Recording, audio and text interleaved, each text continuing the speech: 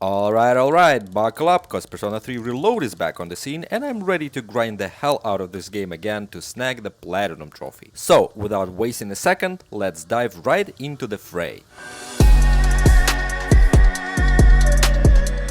And yeah, this is the whole intro. What did you expect? This game does not need an introduction. But if you really want one, consider checking my Platinum video about Persona 3 Portable. It will give you a wider picture, I think. And you can also compare at the same time, which is nice. Also, spoilers. Number 1. Awakened Power. So once again we start the game as an edgy teenager whose edginess is so goddamn edgy that he thinks that walking down the street with literally dozens of bloody coffins ominously standing in your way is absolutely fine. No, it's just Chuck Testa. In any case, we storm through the start of the story until we get to the iconic scene where the shadow is attacking the door. Once more, Yukari's incompetence shines through like a rogue fart in a spacesuit, prompting us to grab her evoker, summon our persona, and an achievement as a bonus.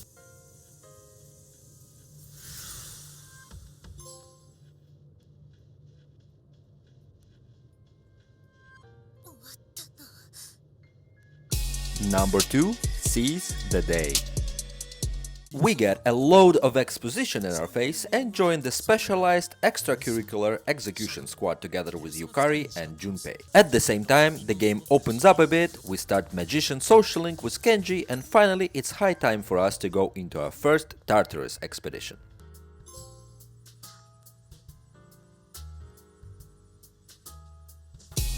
Number 3. The first of many. After crawling through Tartarus floors a bit and getting a few new personas, we go back to the Velvet Room and perform our first fusion, getting another achievement.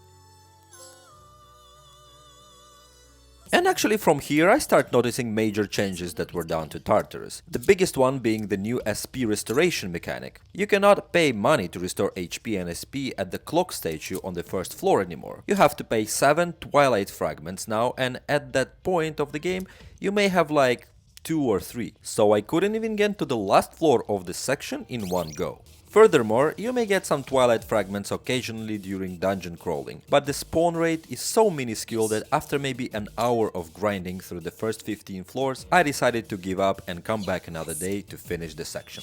Number 4. There is no I in team. At the same time we learn how to do shifts, a form of baton pass from Persona 5. You don't get a power boost while doing so anymore, but it has a lot other strategic uses that you might not think of in the first place. You see, when you shift to another character, this character basically gets the ability to perform an action 2 times. One after the shift and one more time if they haven't done anything this turn yet. This opens up to a lot of interesting ideas, like you can sometimes shift to Yukari to perform an additional heal, or to another character to slap that juicy Mataru Kaja on the whole team faster. And of course we get an achievement for performing our first shift, so yeah, that's kinda cool.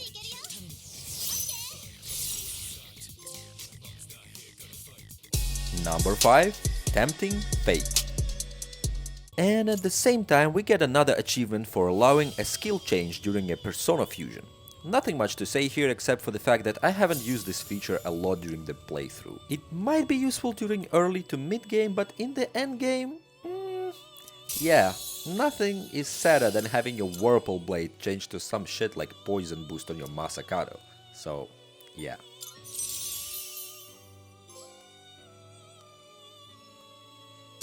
Number 6. The thrill of the hunt. And here we are, also defeating our first golden hand. These are much easier to hunt in Reload. In Portable, I was able to get my first golden hand only after leveling the team a bit and getting better skills, but here it was kinda easy. Then again, golden hands in the last section of Tartarus in Reload have repel all elements, so good luck figuring out how to farm them without spending shit ton of SP on Megiddo skills.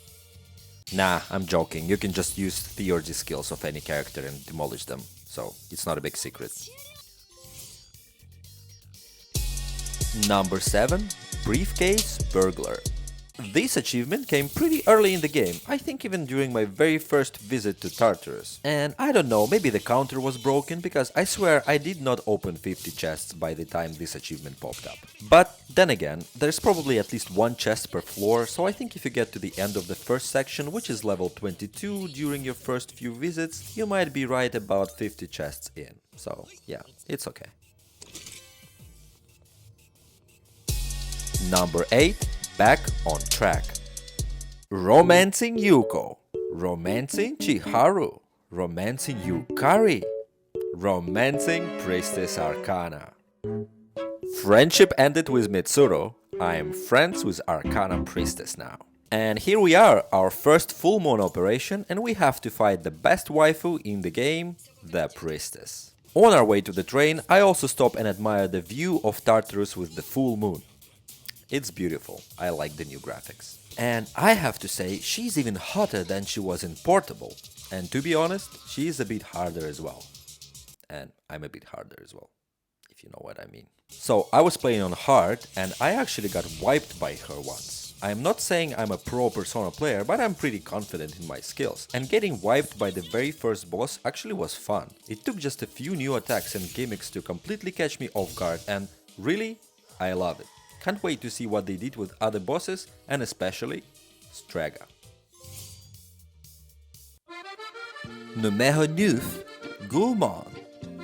Oui, this is the best of my French accent. After the first full moon operation, we go back to our daily life and have around 28 days to grind social links and stuff. Quick note, I did not use any guides at the time because there was simply no guides for Persona 3 Reload yet, and also I wanted to try to complete the game by myself. I thought it wouldn't be too hard, considering I have just finished Portable, and apart from a few additional features presented in the daily life section of the game, majority of the game should have stayed the same. So my general strategy for the early game was to grind my social stats as soon as possible and start as many social links as I can. For social stats, I used the arcade at first, but quickly switched to working part-time at Chagall Cafe, that gives a bit of charm and courage. It also gives you around 3000 yen, which is crucial in the early game where money is pretty scarce. Finally, during one of our night crawls, I go to one of the restaurants in the Iwato Dai Mall and have a special meal that gives us the Gourmand achievement.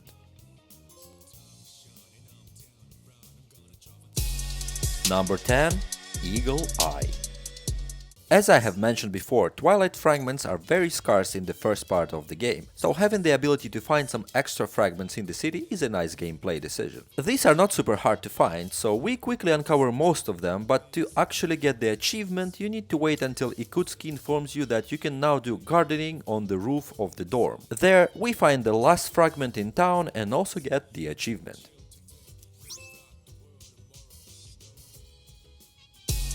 Number 11. Shrouded Assassin. With the approaching of a second full moon, we delve into Tartarus to complete a newly opened section, and from here we enter our standard Persona gameplay loop. Grind social links and stats, go to Tartarus once to complete the new section and level up, kill the boss, repeat. We generally going to follow that loop until the end of the game, so oh boy, I hope you're ready for this extremely exciting 60-hour adventure full of excitement and surprises on the way. Anyway, Akihiko joins the team, and while progressing Tartarus floor by floor, we managed to get 50 chance encounters, which you can achieve by attacking a shadow from the back. Number 12, Making the Dream Work, and number 13, The Power of Choice. During the same session we also get 50 all-out attacks, getting the Making the Dream Work achievement, and gather 10 personas from Shuffle Time for the Power of Choice.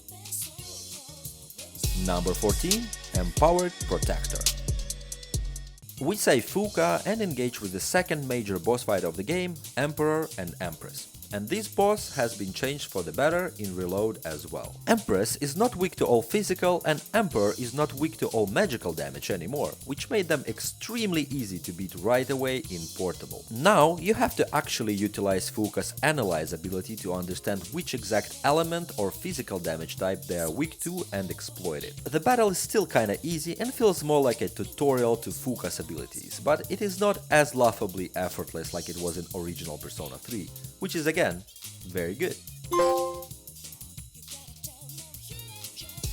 Number 15, Unbreakable Link. And at this point we finally get to max out our first social link, and probably as other 88% of players it was Genji.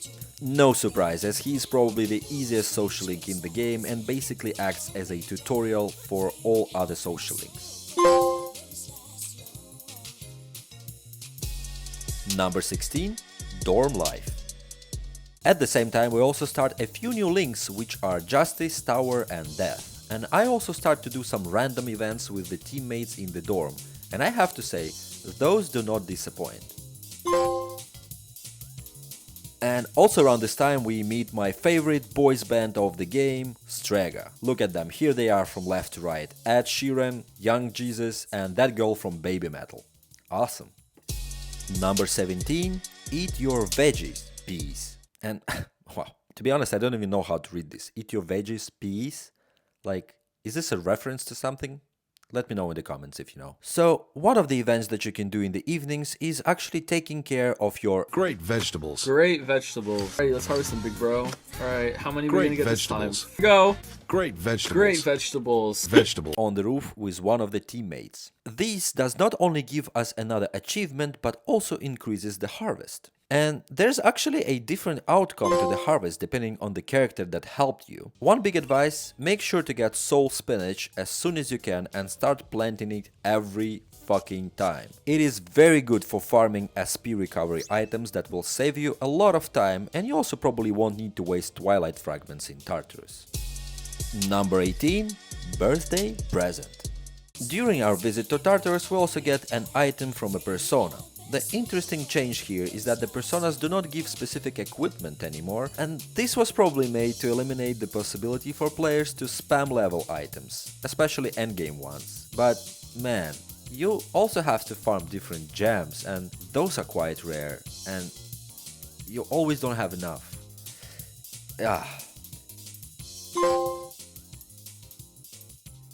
Number 19. Extracurricular Excellence. And this is probably the 15th attempt of me trying to say extracurricular. So at the same time we also start getting messages from Elizabeth that people are somehow now wandering into Tartarus. So obviously we need to rescue the poor bastards. Usually the rule of thumb for me was to wait until all possible people get lost during the months, so I can save them all in one go. The deadline for saving people is always before the next full moon, so if you want to plan your Tartarus visits efficiently, just try to go in the last few days before the full moon. You will never go wrong.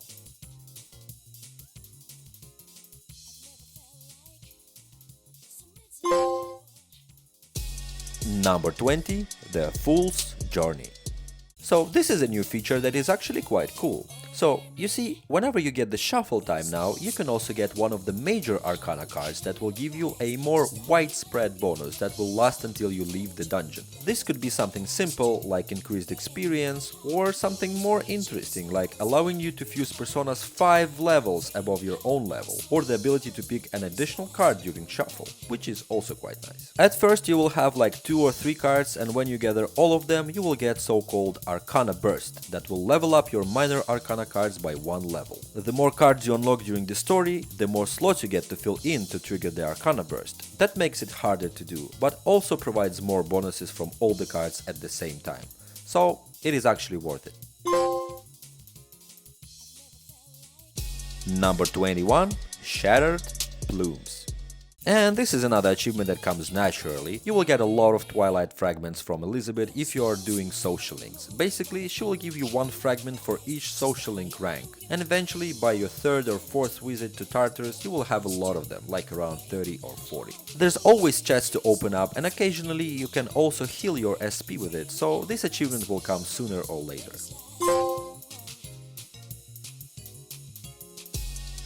Number 22. The Specialist. Finally, we grind our way through numerous part-time jobs and arcade visits and get our first social stat to the max. And it was Charm. Or Courage. And you know, I don't remember and I'm too lazy to double check because it is Thursday evening and I'm already down with 1 glass of wine, because I try to juggle work, studying and writing the scenarios for the videos at the same time. I bet you didn't expect a rant in the middle of the video, so here you go. Randomness is my specialty. And with that, we also get Number 23. Never toy with matters of the heart.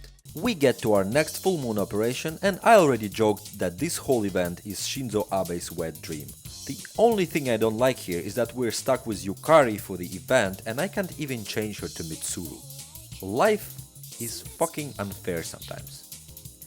Well, most of the time, actually.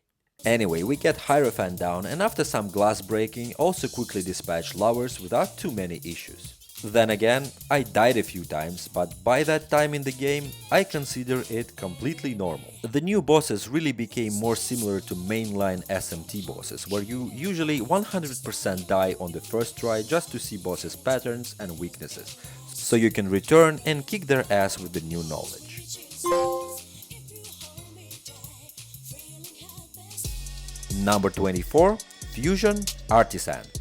After some more grinding of social links, we also managed to get our second social stat to max, and from here we only need to double down on academics, which typically takes a lot of time. Don't worry honey, I'm coming.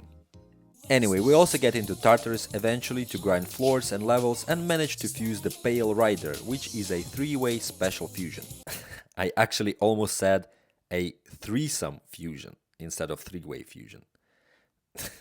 I'm sorry.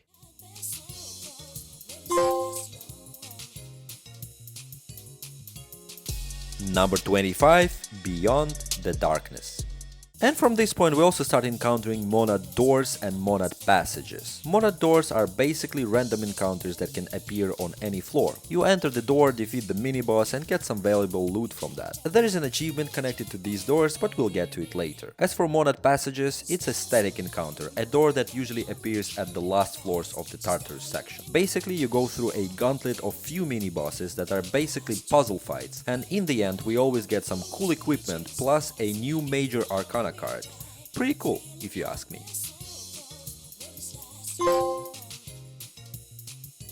Number 26. Armor Disarmed. And here we go with another full moon operation, and as always I die once before I am able to defeat the boss. Because in Reload, Chariot Injustice hit super hard, especially in combined mode. Also with the new balance of leveling, I'm not significantly overleveled by the time I get to this boss. I think in Portable I was already around level 50 and here I'm something around level 30.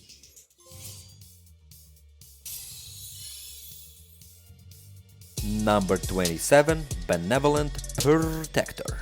We also continue completing quests from Elizabeth, and it is actually a bit easier in Reload comparing to the original game. There are just a few quests with deadlines now, and whenever Elizabeth asks you to bring her a special item, usually from one of the C's members, you don't have to do this on a special day. You can get this item from them on any day they are available at the dorm, which is basically almost every day. And as for other quests, those are also quite easy because I already did them in the original game. Eventually we complete a quest that requires us to feed the cat 5 times and we get this cute achievement.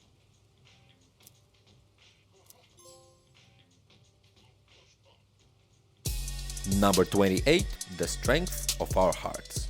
Finally, we get all possible teammates available in the game. Ken and Koromaru join shortly after Shinji, and with that we venture in Tartarus and I quickly take them on a ride. Number 29. Dodging Lightning. And here we are at one of the coolest fights in the game, the Hermit. The fight became a bit harder again with a few new and cool gimmicks. He is also still tanky as hell, so the fight takes a bit of time. But fortunately, this time I managed to get Hermit on my first try.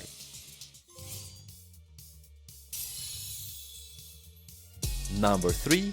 Peak Performance.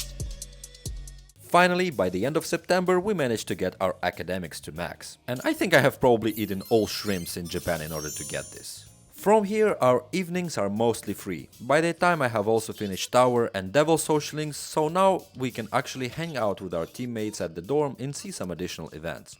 Nice.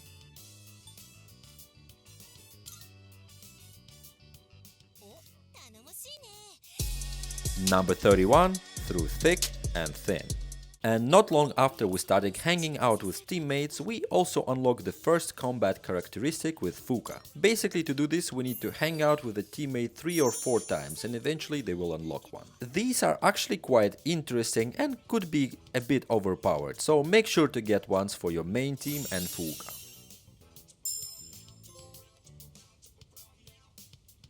Number 32. Get a load of those numbers. And also during our next starters visit we stumble upon a special golden hand that collects all treasure chests on the floor and we need to catch it. I got a bit lucky, so we managed to corner it at the dead end on our first try. And with the start of the battle I immediately get Akihiko to smash that golden hand with his theurgy and we get our first 1000+ damage hit of the game. Number 33. Glimpse of the Depth. During the same Tartarus run, I conquer my 10th Monad door and yeah, the achievement is there. To be honest, the Monad doors are a bit overrated in terms of rewards. It is definitely useful to try farming Nihil blades and other fusion items, but you get plenty of those on usual floors anyway, so yeah. I did 10 doors for an achievement and I think I did not touch them ever since, unless I needed some additional boost with Major Arcanas, since you always get 2 Major Arcanas after defeating a mini-boss inside the Monad door. Number 34. Twist of Fate. October is here and we're about to engage Fortune and Strength, probably my most favorite boss fight in the game. As always, these two shadows became a bit more difficult. At least you can't really cheese the Wheel of Fortune anymore. It is truly random now and can give you a bit of trouble. Strength is quite tanky here, but I get fortunate and we dispatch this awesome boss in one try.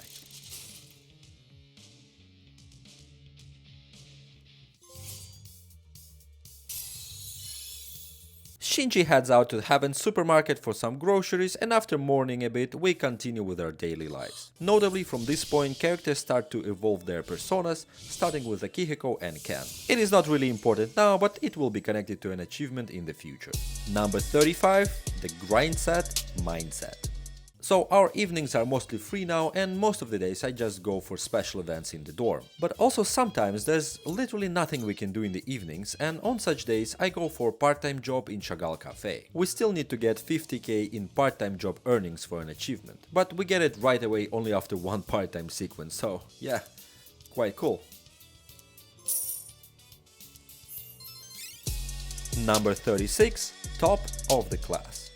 With our academics maxed out, we don't have to worry about the upcoming exams. I go for studying with the teammates just to see the events. 夜食に牛丼を温めてるんだ。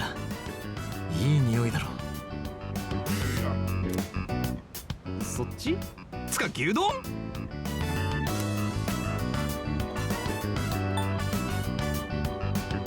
I've been waiting for this. But other than that, we just need to make sure we answer all questions correctly. And obviously, we do that during our next exam sequence and become the top of the class. Number 37. The Horror of the Shade. The dark zones are quite similar to the original game. The first time we encounter it, it is basically a tutorial, so it doesn't count towards the achievement. Though just some 10 or 15 floors later we encounter it for real and we get the achievement there.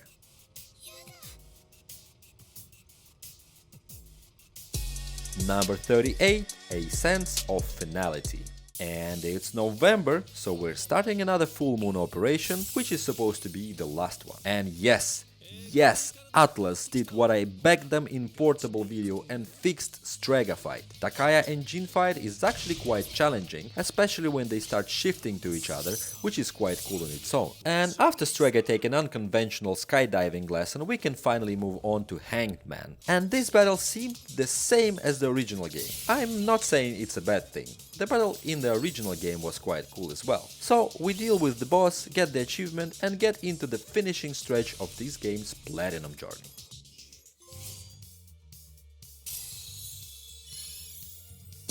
Number 39. In High Demand.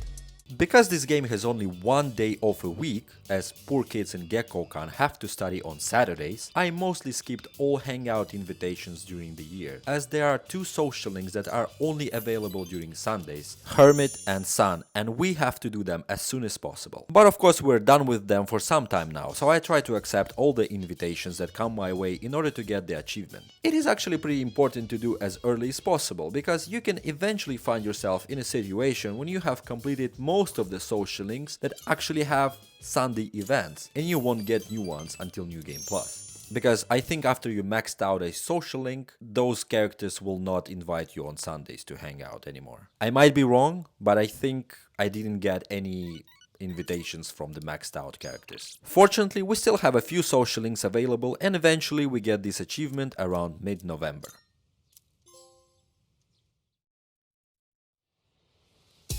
Number 40, Distinguished Visitor. And because we have completed most of the Elizabeth quests, she finally asks us to invite her into our room. And oh boy, I actually did not expect things to escalate so quickly when Elizabeth basically asks main character to bang her brains out right there and then. And of course, since I'm keeping my rosebud for Mitsuru, it is pretty obvious that the only possible reply here— I agreed. What else did you expect? Of course I did.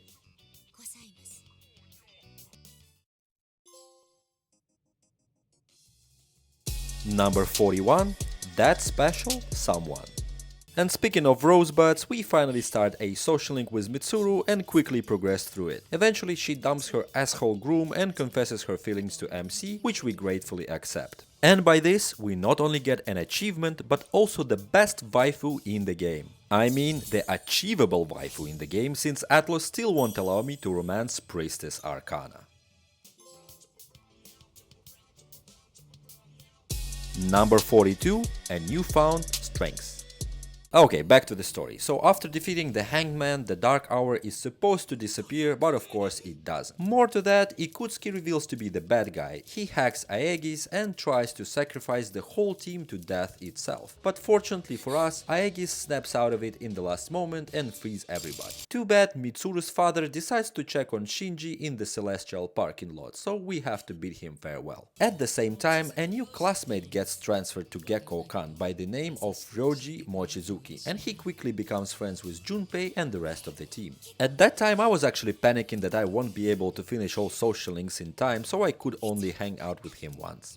Sorry, Roji. Eventually, Roji reveals to be a fallen angel of death bound to destroy the world. We discover numerous clones of Fuka in the basement, and Junpei masturbates in the hospital in front of bedridden and unconscious Chihiro from Strega. Wait, what the fuck? Hideaki? You tampered with my scenario again? Man, nobody can know I live with you now. No, the guys are not ready yet to know that there's a hidden lore to my video, so let's keep it a secret just for a little bit, okay? Yeah, I'm sorry guys, so if you really want to know what happened, just, play the game. I want this video to be as spoiler-free as possible, so yeah. In any case, Aegis also comes back to the dorm and awakens her human side, evolving her persona and getting us the new achievement.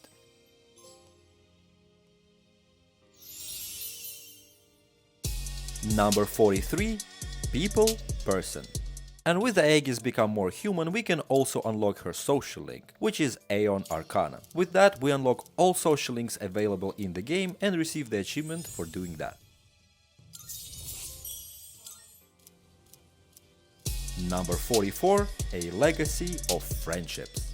Whew, diving into this game blind without any guides was quite the adventure. Of course, there weren't any guides for completing social links because it was just too early. And even now, I think there's still no 100% guide, and I doubt there will be for at least a few months. This game is massive, so putting together such a comprehensive guide would be a Herculean task to say the least. At one point, I started tracking my social link progress in a Google Sheet to gauge my completion rate, and it seemed like I was doing pretty well. But I actually failed to consider all the days you are forced to skip in the final months, like those pesky shifts at the fast food joint or during the exams. I have to admit, as the deadline approached, I was sweating bullets.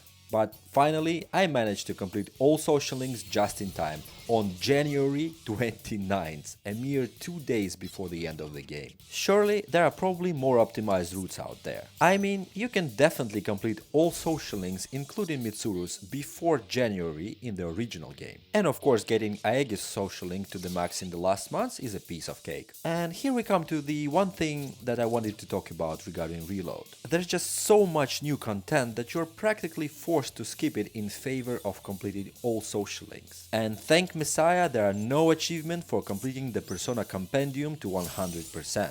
I mean, I skipped a few linked episodes like Junpei's and Shinjiro's, only to discover later that doing a linked episode rewards you with an item to fuse an additional persona. Jesus, I dodged the bullet there, I'd say. Of course you might argue that it's my own fault for chasing achievements instead of enjoying the new content. And you know what? You're probably right. The game clearly nudges you towards completing all achievements in at least 2 playthroughs. Personally, I think the most optimal approach is to focus on the story, max out social stats and complete linked episodes in the first playthrough. Then, in the New Game Plus, tackle all social links. You'll definitely have more free time without the need to grind social stats anymore, making planning a breeze. Plus, you can start all social links as soon as they become available, without worrying about stat requirements. But let's be real, I can't help but feel that the game should allow for a perfect 1 playthrough run. But you know what? Maybe it actually does, and I just didn't execute it perfectly. So I'll chalk it up as a lack of skill on my part rather than a criticism of the game itself.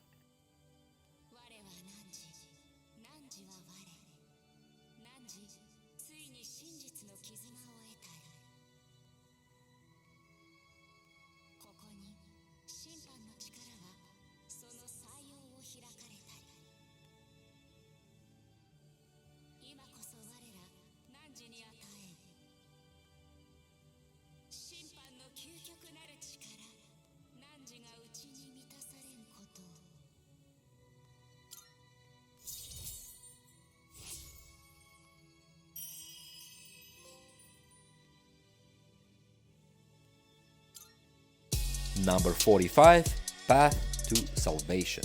With all social links maxed out, we can finally venture on our last, or maybe I should say penultimate, trip to Tartarus. Here I grind some levels and also get a major arcana that allows me to fuse personas 5 levels above my own level, so we can fuse Messiah faster. Funny thing is that during the leveling session I got like 3 fusion accidents in a row, and since I mentioned it, I also wanted to highlight the new fusion accident animation. I literally laughed when I saw this for the first time. Shame there's no achievement for it in this game.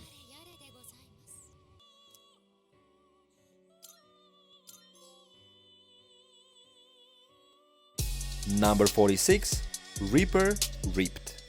And with the levels of my team steadily approaching the 90s, I decide to tackle the Reaper. And actually, if you have the Armageddon theurgy, you can just go ahead and kill the Reaper in one blow. Interesting thing about Armageddon in this game is that it leaves you with 1 HP and 1 SP, which sucks. But again, it is obviously made to balance things out a little bit. Reaper also gives the most amount of XP in the game, so grinding him with Armageddons to get everyone to level 99 is a must. Number 47, the Great Seal. Finally, I fused some ultimate weapons for the characters, though with the new fusion system I only managed to fuse a few. Fucking gems. And we venture into Tartarus one last time to reach the top and fight Nick's avatar. But before we get there, we need to fight Jin and Takaya again. And if Jin didn't pose much of a threat, Takaya literally handed my ass back to me like 5 times. And my whole team was like level 99. So yeah, congratulations, finally an awesome boss fight with Straga. They even gave him his own theurgy, which is amazing. That and this savage burn that Takaya gave me during one of the events. 先に一つあなたの問いに何か質問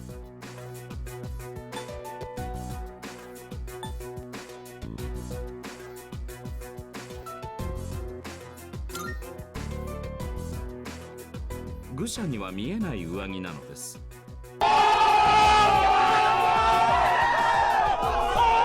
makes him probably one of my most favorite villains in Persona series. So after defeating young Jesus, we get into the fight with Nyx, and it's mostly the same, but she also gets a few new awesome attacks. But I still managed to defeat her on my first try, though I was sure, especially after the fight with Takaya, that Nyx will cause some problems. But of course Nyx goes down like a high school girl in a mosh pit, and we progress to the final sequence of the game, where we gather the power of love and friendship to seal the death itself with our own body.